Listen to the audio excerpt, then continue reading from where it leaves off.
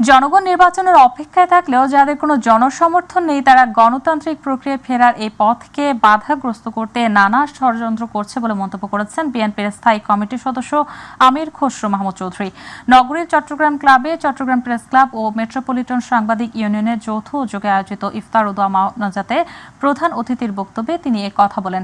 Press ক্লাবের ব্যবস্থাপনা কমিটির সভাপতি ও জেলা প্রশাসক ফরিদা খানমের সভাপতিত্বে এ সময় সাংবাদিক নেতৃবৃন্দ সহ বিভিন্ন রাজনৈতিক দলের নেতারা বক্তব্য রাখেন। নির্বাচিত সরকারের অপেক্ষায় জবাবদিহি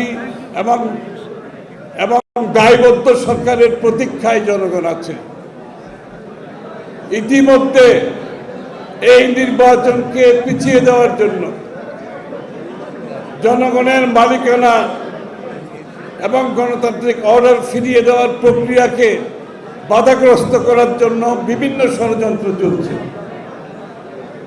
বিভিন্ন পক্ষ যাদের কোনো জনসমর্থন নাই, যারা জনগণের উপর আস্থা রাখতে পারছে না, তারা বিভিন্ন ধরনের আজকে বক্তব্য দিয়ে একটি জনগণের মনে সংশয় সৃষ্টি করছে।